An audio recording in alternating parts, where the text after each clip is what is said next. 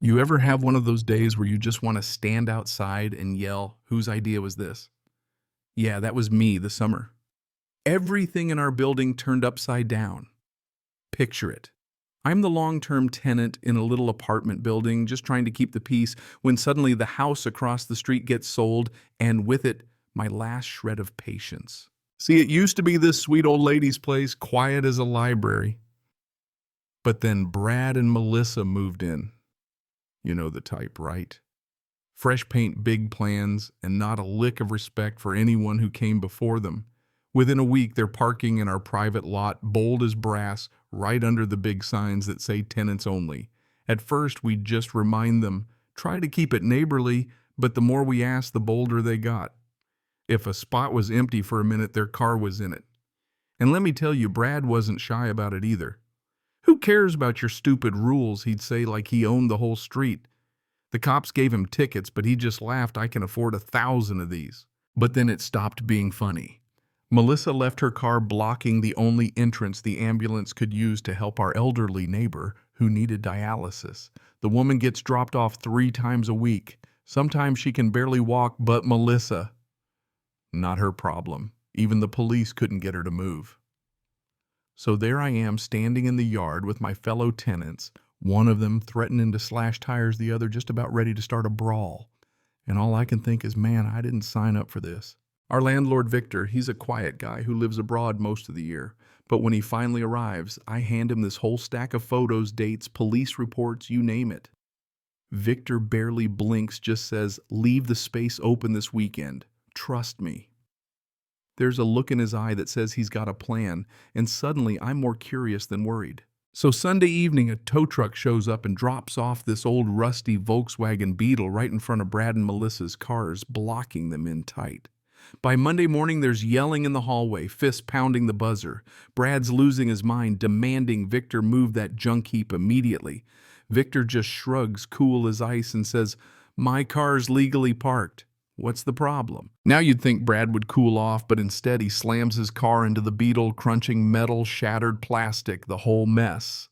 Victor's phone is out, camera rolling, and all of a sudden it's Brad getting the tickets, Brad getting sued, Brad losing his fancy car leases because his insurance company drops him for intentionally causing an accident.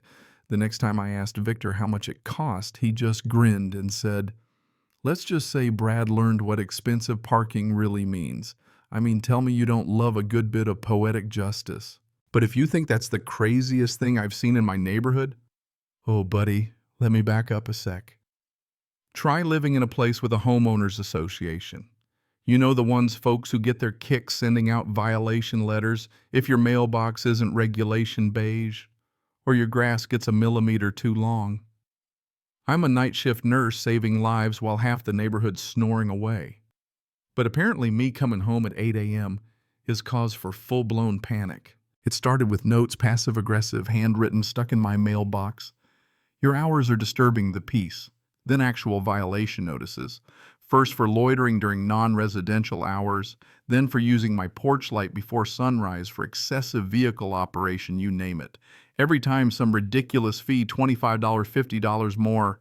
I tried to reason with the board, explained that I'm literally saving lives, but the president, some high school hall monitor who never moved on, smiles at me and says, "Community standards apply to everyone equally." Well, all right then, if that's how you want to play it. I went home, cracked open the HOA rule book, and started reading. And what do you know, every silly rule they used to target me applied just as much to them. Turns out, the president's running a business out of his garage, which is a huge no-no. Other board members are out mowing lawns at dawn, throwing loud parties after hours, parking in violation hypocrisy on parade. So I did what any good American would do. I documented everything. Photos, time stamps, witness statements from neighbors who were sick of the board's nonsense. Filed formal complaints for every infraction, quoted their own bylaws right back at them. And the best part, the rules said penalties had to be enforced equally or the board could be removed. Suddenly, the bullies were facing their own medicine, fines, restrictions, even the threat of eviction. Within weeks, the board was apologizing, rolling back their dumb schedule rules, And here's the real kicker, they got voted out at the next election. The new folks on the board slashed half the petty rules overnight.